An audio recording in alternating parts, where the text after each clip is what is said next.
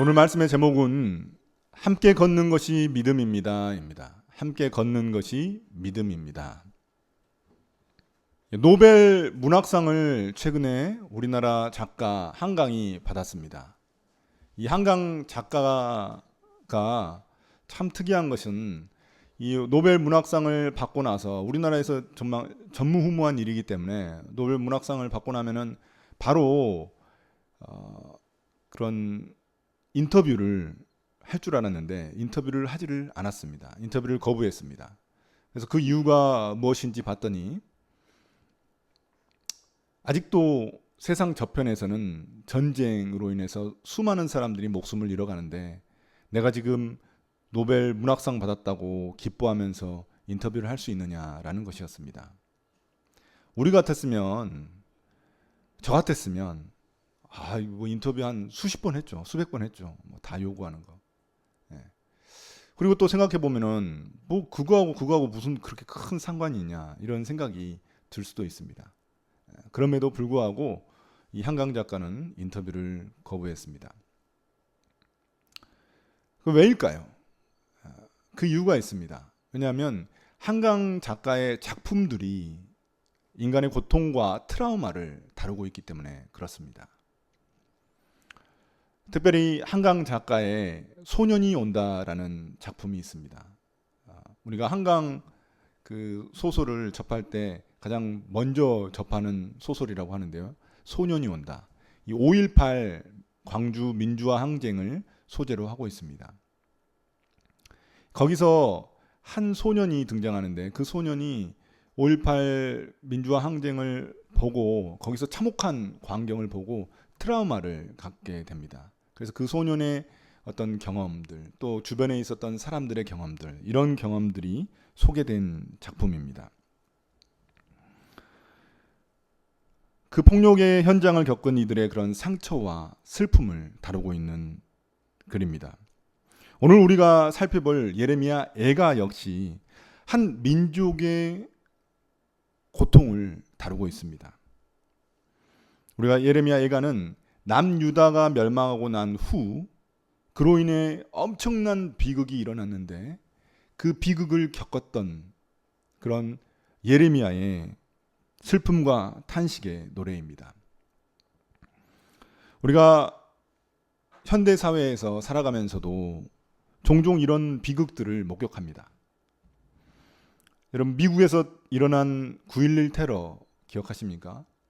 저는 9.11 테러를 보면서 엄청나게 깜짝 놀랐습니다. 어떻게 그런 일이 일어날 수 있지? 텔레비전으로 보면서 정말 놀랬던 그런 경험이 있습니다. 또한 그것뿐입니까? 우리나라에서 일어난 성수대교 붕괴, 또 삼풍백화점 붕괴, 그리고 세월호 참사, 그리고 최근에 일어났던 이태원 참사까지. 우리는 그 장면들을 텔레비전을 통해서 모두 기억하고 있습니다. 굉장히 참혹한 광경이었죠. 그럼 우리는 이런 우리 주변에서 일어나는 비극에 대해서 어떤 반응을 보여야 할까요? 특별히 예레미야 1장을 통해서, 예레미야 애가 1장을 통해서 우리는 그리스도인으로서 우리 주변에 그 고통받는 이웃들에게 어떤 태도를 가져야 할지 함께 생각해 보려고 합니다. 우리 그리스도인들에게 있어서 기쁨과 감사는 우리가 꼭 가져야 할 덕목이라고 알려져 있습니다. 데살로니가전서 5장 16절부터 18절은 이렇게 이야기합니다. 항상 기뻐하라, 쉬지 말고 기도하라, 범사에 감사하라. 이것이 그리스도 예수 안에서 너희를 향하신 하나님의 뜻이니라. 유명한 말씀입니다. 그래서 우리는 기쁨과 감사를 그리스도인들의 아주 중요한 언어로 삼고 신앙의 지표로 삼기도 합니다. 반면 슬픔과 괴로움은 자주 부정적인 감정으로 여겨지고는 합니다. 심지어 정죄당하기도 합니다. 제가 어떤 그리스도인의 장례식장에 갔더니 그 장례식장에서 믿는 분은 자신의 슬픔을 억지로 누르고 그 장례식장에서 기쁨을 표현하려고 하는 그런 모습을 보았습니다. 말을 하는데 우리 부모님이, 우리 엄마가, 우리 아빠가 천국에 가서 저는 너무 기쁘고 감사해요. 이렇게 이야기하는데 눈에서 눈물이 쫙 흐르고 있는 거죠. 네. 슬픔을 억지로 억누르는 그런 모습이었습니다. 그러나 우리 그리스도인들에게 슬픔과 괴로움도 하나님이 주신 감정이라는 것을 우리는 이해해야 합니다. 기쁨과 감사가 하나님이 주신 것이라면 슬픔과 괴로움도 하나님이 주신 것입니다. 사탄이 준 게 아닙니다. 그것을 억누르거나 외면하는 것은 오히려 하나님의 창조 질서를 거스르는 일입니다. 슬픔과 괴로움을 억지로 누르는 것이 믿음이 아닙니다. 나의 슬픔과 괴로움을 무시하면 결국 남의 고통에도 무관심하게 됩니다. 둔감해집니다. 다른 사람들의 아픔을 공감하지 못합니다. 우리는 기쁨과 감사만 마치 믿음인 것처럼 여기다가 이웃의 슬픔과 고통을 외면할 때가 있습니다. 물론 슬픔과 괴로움은 때로는 우리가 직시하기 어려운 감정이기도 합니다. 그러나 이것들을 외면하면 우리의 내적 질서도 무너지게 됩니다. 슬픔과 괴로움은 우리가 꾹꾹 누르고 있잖아요. 정신적으로도 굉장히 안 좋습니다. 그리고 우리의 영혼의 내적 질서들이 그것을 무시하면 무너지기 시작합니다. 슬프고 괴로우면 그냥 있는 그대로 표현해야 합니다. 오히려 그것이 믿음입니다. 오히려 슬픔과 괴로움을 표현하는 것이 믿음입니다. 시편을 보십시오.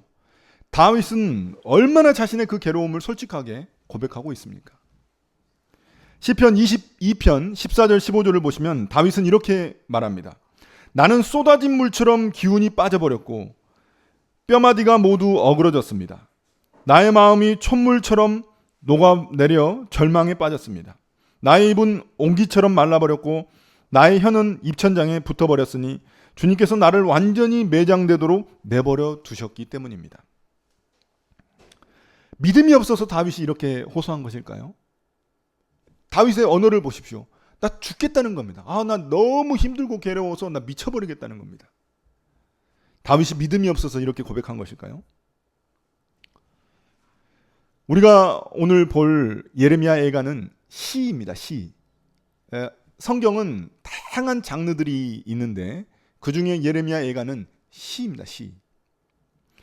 모든 것을 잃어버린 그 슬픔, 망해버린, 멸망해버린 그 예루살렘 도시의 슬픔을 무엇으로 표현할 수 있겠습니까? 시가 가장 적절한 겁니다. 우리가 오페라에서도 아리아가 있지 않습니까? 이런 것들이 다 시적 언어지 않습니까? 시는 머리로 모두 이해할 수 있는 것이 아닙니다. 그래서 우리가 이 예레미야 애가를 읽을 때는 머리로 묵상하기보다는 마음으로 묵상해야 하는 것입니다. 또한 이 예레미야 애가는 알파벳 시로 알려져 있습니다. 우리가 히브리어 알파벳이 22자이거든요. 22자라서 22절로 이루어져 있습니다. 딱 3장만 22절이 아닙니다. 3장은 66절로 이루어져 있습니다. 그러니까 알파벳 하나에 한 절씩 이런 식으로 구성이 되어 있는데 3장은 66절입니다. 그래서 알파벳 하나에 3절씩 들어가 있습니다. 왜 이렇게 알파벳으로 만들어 놨을까요? 그 이유는 기억하기 쉽게 하기 위해서입니다. 암송하기 쉽게 하기 위해서입니다. 그래서 그들이 고통받을 때마다 이 시를 기억하면서 예레미야 애가를 기억하면서 부르짖기 위해서입니다. 예레미야 애가 1장은 이렇게 시작합니다. 슬프다. 슬프다. 여기서 슬프다라는 단어는 히브리어로 에카입니다. 에카. 그러면 에카 하면은 뭐가 생각납니까? 예레미야 에카 비슷하죠? 에가라는 말은 라멘테이션이라고 해가지고 이 슬픈 노래입니다. 슬픈 노래인데 원래는 이 단어는 에카가 맞습니다. 에카는 슬프다. 어쩌다가 이런 의미입니다. 어쩌다가 어째서 이런 의미입니다. 이 시의 저자로 알려져 있는 예레미야는 매우 슬퍼합니다. 왜냐하면 예루살렘의 과거와 현재를 다 알고 있기 때문입니다. 본인이 경험했기 때문입니다. 그래서 1장 1절에서 예레미야는 이렇게 외칩니다. 어찌하여 이 도성이 적막하게 되었는가? 어째서 이 예루살렘이 이렇게 멸망해가지고 이렇게 조용해졌는가? 라고 묻는 것입니다. 예루살렘은 어떤 곳이었습니까? 한때 수많은 순례자들로 붐비던 도시였습니다. 이스라엘 백성들이 다 이 예루살렘에 와가지고 예루살렘 성전에서 예배를 드리지 않습니까? 그래서 명절 때만 되면은 이 행사가 벌어지는데 그때마다 이 처녀들이 춤과 노래로 즐거워하던 그런 음악이 흐르던 도시가 예루살렘이었습니다. 그러나 이제는 완전히 폐허가 되어버렸습니다. 멸망했습니다. 과부처럼 의지할 데가 없는 외로운 도시가 되어버리고 말았습니다. 예루살렘은 이제 더 이상 존경받는 여왕의 모습이 아니라 비천한 종의 모습으로 전락하고 말았습니다. 이러한 비참한 현실 앞에서 예레미야는 고통스러워하며 탄식하는 것입니다. 그런데 예레미야의 이런 고통을 가중시키는 자들이 있습니다. 남의 고통을 보면서 조롱하는 자들이 있습니다. 예루살렘 주변에 있는 나라들이죠. 7절 8절에 보시면 예루살렘이 멸망하고 백성들이 포로로 잡혀가는 그런 비참한 모습을 보면서 원수들은 좋아하고 조롱합니다. 누군가에게 조롱거리가 되는 것보다 더 고통스러운 일은 없습니다. 왜냐하면 이 이스라엘도 수치 문화가 있습니다. 우리나라도 명예와 수치 문화가 굉장히 중요하지 않습니까? 일본도 그렇거든요. 그래서 뭐 할복 자살도 하고 막 그러지 않습니까? 그러니까 동양 문화가 명예와 수치를 굉장히 중요시하는데 이 이스라엘도 마찬가지입니다. 팔레스타인 문화도 마찬가지입니다. 그래서 이들이 다른 나라 민족들에게 조롱받는 거 이거 굉장히 괴로운 겁니다. 죽는 것보다 더한 것입니다. 우리가 살아가는 이 세상에도 고통은 존재합니다. 우리 주위에 수많은 사람들이 부르짖습니다. 그리스도인들도 예외는 아닙니다. 고통이 그리스도인이라고 해서 피해가지 않습니다. 그래서 우리는 이렇게 외치죠. 하나님 왜 어째서 저입니까? 왜 이 고통이 왜 저에게 온 것입니까? 슬픔과 절망 속에서 이런 부르짖음, 울부짖음은 인간의 자연스러운 감정입니다. 세월호 참사와 이태원 참사에서 우리는 이런 깊은 슬픔을 경험한 사람들을 보았습니다. 저녁 늦게 거의 자정쯤이었을 거예요. 텔레비전을 보는데 속보가 계속 뜨는 겁니다. 이태원 참사 때. 여러분들도 다 경험했었을 거예요. 깜짝 놀랐습니다. 깜짝 놀래. 진짜.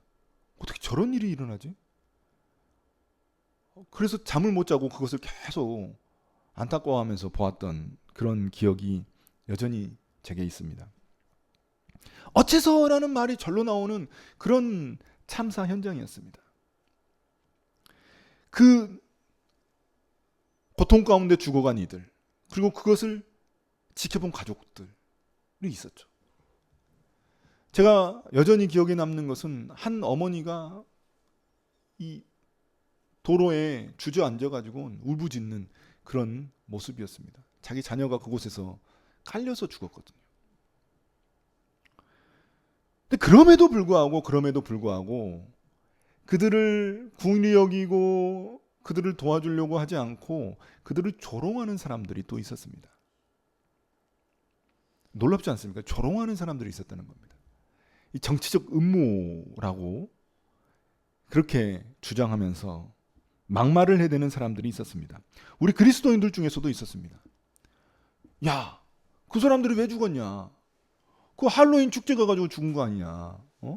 귀신 축제 가가지고 그 우상 숭배하다가 죽은 거 아니냐? 이런 막말을 하는 사람들도 있었습니다.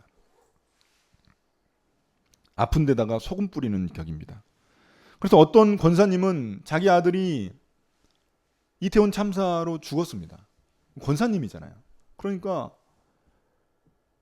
근데 자기가 있는데 주변에서 웅성웅성하는 소리를 듣는 거예요. 근데 자기 아들에 대한 이야기였습니다. 아이고, 그 집 아들이 그냥 그 귀신 축제하는데 그 가가지고 그렇게 죽어버렸다고. 이런 소리를 듣고 이 권사님이 더 이상 말을 교회 내에서 못했다고 합니다. 그러나 우리가 그들의 슬픔을 외면하고 조롱한다면 우리는 영적 감각을 잃어버린 영적 좀비와 같은 것입니다. 영적 좀비들이에요. 그러면 우리는 이렇게 우리 주변에서 고통받는 사람들을 위해 무엇을 할 수 있을까요? 예레미야가 1장에 자주 등장하는 말이 있습니다. 그 말이 뭐냐면 고통 속에서 위로자가 없다는 말입니다. 위로자가 없다. 위로자가 없다. 1장 2절입니다. 밤마다 슬피우니 눈물이 뺨에 흐르고 그에게 위로하는 자가 없도다. 예루살렘의 고통은 단지 그들이 멸망했다는 망했다는 것에 그치지 않습니다. 그들에게 더 큰 슬픔은 누군가 나와 함께 슬퍼하고 나를 위로해 줄 사람이 없다는 것입니다. 9절에서도 말합니다. 그가 심히 비참하여도 그를 위로할 자가 없도다. 그러니까 고통받는 사람들의 가장 큰 고통은 무엇일까요? 외로움입니다. 외로운 거예요. 내가 고통받는데 외로운 거예요.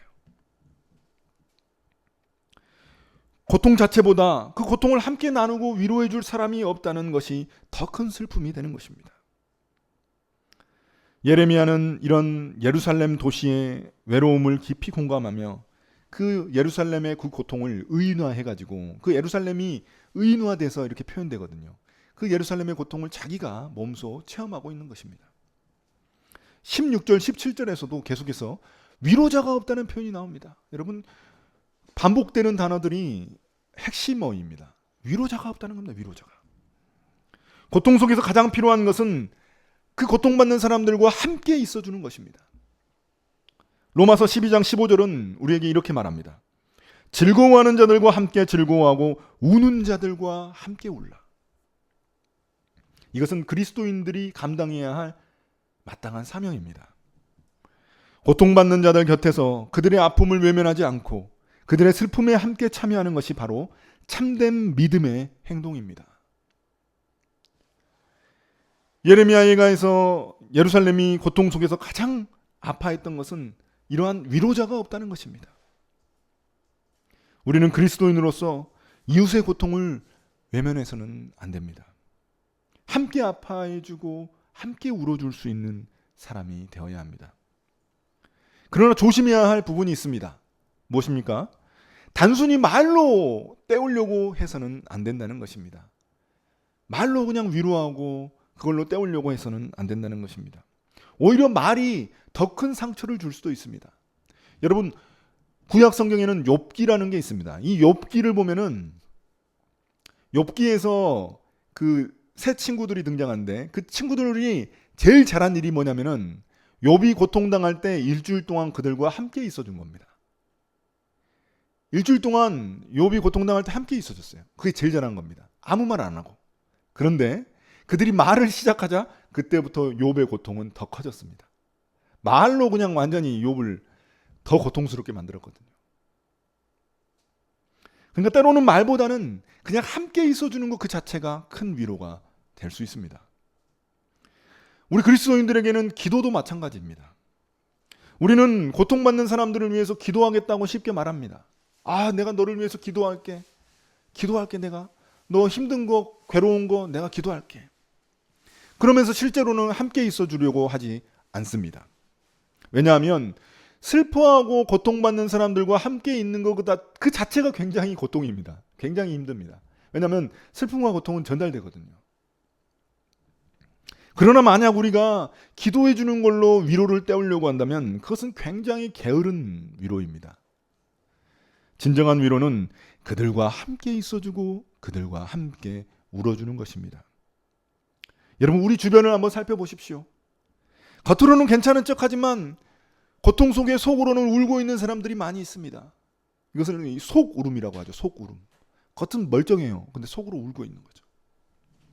제가 목회를 길게 한 건 아니지만 제가 목회를 하면서 깨달은 것이 있습니다. 아, 사람들은 거의 문제 없는 사람이 한 명도 없구나. 제가 목회하면서 깨달은 거예요. 만나서 이야기를 들어보면은 뭔가 말하지 못한, 다른 사람들에게 말하지 못한 그런 고통이 있는 거예요. 누군가에게 고통을 말할 수 있다면 그거는 진짜 힘든 고통이 아닌 거죠. 누군가한테 나눌 수 있다면 그거는 진짜 큰 고통은 아닌 거죠. 그러나 말할 수 없는 고통이 있어요. 남들한테 수치스러워서 아니면 도저히 이걸 말하기가 힘든 거예요. 직면하기 힘드니까 자기가. 그래서 말하지 못하는 그런 고통이 있는 사람들이 있다는 것입니다. 저도 그런 목회자로서 그런 사람들을 만났습니다. 근데 그런 사람들 만날 때 제가 할 수 있는 말이 뭡니까? 쉽게 할 수 있는 말이 있죠. 기도할게. 기도할게. 내가 너를 위해서 기도할게. 목회자로서 기도해 준다고 말을 하면은 굉장히 쉬운 결정입니다. 그러나 그것은 굉장히 게으른 위로입니다. 진짜 위로는 아파하는 그들과 함께 해주는 것입니다. 제가 이 담당했었던 애들 중에 지금까지도 지속적으로 만남을 가지고 있는 애들이 있습니다. 그 친구들이 있습니다. 그 친구들과 왜 계속해서 교제를 가질 수 있을까요? 왜냐하면 그들이 힘들고 아파할 때 제가 함께 있어 줬기 때문입니다. 나중에 보니까 진짜 그들이 아파할 때 함께 있어 줬던 친구들만 지금도 만남을 지속하고 있더라고요. 진짜 위로는 기도해 주는 데서 그치는 것이 아니라 그들과 함께 있어주고 함께 울어주는 것임을 깨닫게 되었습니다. 예수님께서 이 땅에 오신 이유가 무엇입니까? 예수님은 하나님이십니다. 그 하나님이 이 땅에 오셔서, 그 하나님인데도 이 땅에 오셔서 우리의 고통에 동참하셨습니다. 함께 아파하셨고 함께 슬퍼하셨고 또 함께 또 심지어 하나님이신데도 불구하고 죽음을 경험하셨습니다. 히브리서 4장 15절은 우리에게 이렇게 말합니다. 우리에게 있는 대제사장이 이제 예수님이죠. 우리의 연약함을 동정하지 못하실 분이 아니요 모든 일에 우리와 똑같이 시험을 받으신 분이로되 죄는 없으시리다. 예수님은 우리의 모든 고통과 연약함을 다 아시고 경험하신 분입니다. 우리의 고통을 함께 짊어지고 가시는 분이십니다. 우리가 예수님을 따르는 그리스도인이라면 고통받는 사람들과 함께하는 것이 곧 예수님을 따르는 길입니다. 예수님께서 우리에게 그 동정과 위로를 베풀으셨듯이 우리의 이웃의 고통을 이해하고 위로할 수 있어야 합니다. 그러나 우리의 위로가 여기서 그치면 안 됩니다. 왜냐하면 인간의 위로는 항상 한계가 있기 때문입니다. 우리가 아무리 위로를 한다고 해도 한계가 있습니다. 진정한 참된 위로는 하나님에게서 나오는 것입니다. 그러므로 우리는 고통받는 사람들이 하나님께 나아갈 수 있도록 도와줘야 합니다. 그들이 기도할 수 있도록 도와주는 것이 우리의 사명입니다. 최근에 제 주위에 큰 고통을 겪는 분이 한 분 계십니다. 그분과 대화할 때는 그분이 막 분노하실 때도 있고 어떨 때는 막 슬퍼가지고 울 때도 있습니다. 우리가 어떤 고통을 당하면은 어떨 때는 막 분노해요. 그러다가 어떨 때는 막 너무 슬퍼가지고 막 하염없이 울 때가 있거든요. 그분이 이렇게 말합니다. 너무 힘들어서 나는 기도조차 못하겠다. 나는 너무 힘들어서 기도하고 싶지도 않다. 근데 중요한 건 그분이 목사님이라는 겁니다. 목사님도 그렇습니다. 왜냐하면 기도하면 그 문제를 직면해야 되거든요. 그 문제를 생각해야 돼요. 그 문제를 생각 안 하고 싶은데 그 문제를 생각해야 되니까 그 문제를 직면해야 되니까 너무 싫은 겁니다. 그래서 기도하고 싶지 않은 겁니다. 슬픔과 분노를 다시 경험해야 되니까 기도하고 싶지 않은 것입니다. 이런 분한테 우리가 쉽게 목사님 기도하십시오. 기도하면 하나님이 알아서 해주실 거 아닙니까? 기도하세요. 기도. 목사가 돼가지고 기도도 안 해. 이렇게 말하는 것은 폭력입니다. 폭력. 언어 폭력. 목사인데 기도할 줄 몰라서 기도 안 하겠습니까? 너무 힘들고 괴로워서 기도할 여력이 없는 겁니다. 기도하면 너무 슬프고 힘드니까 일상을 살아갈 수가 없거든요. 하지만 우리가 옆에서 해줄 수 있는 것은 무엇일까요? 그분의 이야기를 들어주고 그리고 함께 있어주고 함께 울어주는 것입니다. 이를 통해 그분이 조금씩 힘을 내서 결국에는 하나님 앞에 나아갈 수 있도록 도와주는 것입니다. 그것이 우리의 역할입니다. 예레미야 애가에 독특한 특징이 있습니다. 그건 뭐냐면 예레미야의 기도는 등장합니다. 예레미야가 기도하는 것은 등장하는데 하나님의 목소리는 전혀 등장하지 않는다는 것입니다. 하나님의 말씀이 전혀 등장하지 않아요. 예레미야 예가에는. 단 한 줄의 하나님의 말씀도 등장하지 않습니다. 이렇게 예레미야가 울부짖으면 하나님의 응답이 있어야 될 거 아닙니까? 그런데 없습니다. 예레미야가 어떤 사람입니까? 하나님의 말씀을 대언하던 그런 엄청난 예언자입니다. 그럼에도 불구하고 그에게조차 말씀이 없습니다. 왜일까요? 어떤 분이 이런 이야기를 하시더라고요. 하나님이 개입하시면 하나님이 어떤 고통받는 사람에게 바로 그냥 개입하셔버리잖아요. 막 고통받아가지고 하나님 저는 왜 이럽니까? 왜 이럽니까? 그러니까 하나님이 바로 그냥 이거 때문에 그런 거란다. 이렇게 하면은 그 사람은 어떻게 되겠습니까? 말문이 막혀버리죠. 할 말이 없죠. 하나님이 응답을 해버리시면은 할 말이 없어요. 더 이상. 그러니까 하나님이 우리에게 막 모든 그런 우리의 슬픔과 괴로움과 그런 울분을 다 토해낼 수 있도록 하나님이 말씀이 없으시다는 거예요. 저는 일리 있는 말이라고 생각합니다. 하나님은 우리의 고통에도 섣불리 개입하지 않으십니다. 어쩌면 이것은 하나님께서 우리에게 그런 우리의 슬픔과 아픔을 마음껏 쏟아놓으라는 그런 의미일지도 모릅니다. 하나님은 듣지 않고 계시는 게 아닙니다. 침묵하시지만 함께 울며 슬퍼하고 계신 것입니다. 우리는 고통받는 이들을 하나님께로 인도해야 합니다. 그들이 결국에는 기도할 수 있도록 도와줘야 합니다. 기도는 단지 문제를 해결하는 것이 아니라 우리의 고통을 하나님께 온전히 맡기는 믿음의 행위이기 때문입니다. 하나님은 우리가 충분히 아픔을 쏟아낼 시간을 주시는 분이십니다. 그러므로 우리의 사명은 고통받는 이들이 하나님께 나아갈 수 있도록 기다려주고 함께 있어주는 것입니다. 하나님 안에 참된 위로와 평안이 있기 때문입니다. 하나님께 나아갈 때 우리는 진정으로 회복을 경험할 수 있습니다. 하나님은 우리의 고통을 가볍게 여기지 않으십니다. 그분의 침묵 속에서도 우리와 함께 걸으시는 그분을 믿을 수 있습니다. 우리를 위로하시는 하나님, 고통 속에서도 함께 울고 계시는 하나님께 나아갈 때 진정한 평안과 소망을 찾을 수 있습니다. 사랑하는 성도 여러분, 오늘 우리는 감정이 메마른 시대를 살고 있습니다. 많은 사람들이 자신의 감정을 표현하는 법을 잊어버린 것 같습니다. 그래서 여러분 나 혼자 산다나 뭐 이런 데 보면은 그 패널들이 나와가지고 막 보잖아요. 텔레비전 속에 또 텔레비전이 있는 거죠. 그 이유가 무엇입니까? 사람들이, 젊은 친구들이 어떤 일이 일어났을 때 그것에 대해서 어떻게 반응해야 될지를 모른대요. 어떤 감정을 보여야 될지를 잘 모른대요. 그래서 패널들의 반응을 보면서 그것을 배우게 되는 겁니다. 아, 이때는 이런 감정으로 봐야 되는, 이런 반응을 보여야 되는구나. 그걸 배운다는 겁니다. 우리 그리스도인들도 기쁨과 감사만이 믿음의 전부라고 생각하는 그런 경향이 있습니다. 기뻐하고 감사해야 돼. 무조건 기뻐하고 감사해야 돼.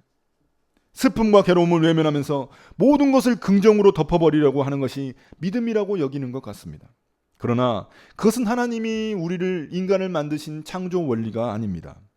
하나님은 우리에게 기쁨과 감사뿐만이 아니라 슬픔과 괴로움을 느낄 수 있는 감정도 주셨습니다. 슬프면 울고 괴로우면 부르짖어야 합니다. 하나님께 따지고 불평해도 괜찮습니다. 하나님은 우리의 이 모든 감정을 받아주시는 분이십니다. 우리의 모든 감정을 그대로 하나님께 드리는 것이 진짜 참된 믿음입니다. 진정한 믿음입니다. 그러나 우리는 종종 고통받는 사람들을 외면하고 싶어 합니다. 왜냐하면 그 고통이 힘들어요. 고통받는 사람들, 힘겨워하는 사람들 옆에 있으면 힘들어요. 저도 힘들어요. 같이 힘듭니다. 그래서 피하고 싶죠. 그냥 기뻐하고 감사하고 막 이렇게 즐거운 사람하고 있고 싶지. 힘들고 괴롭고 막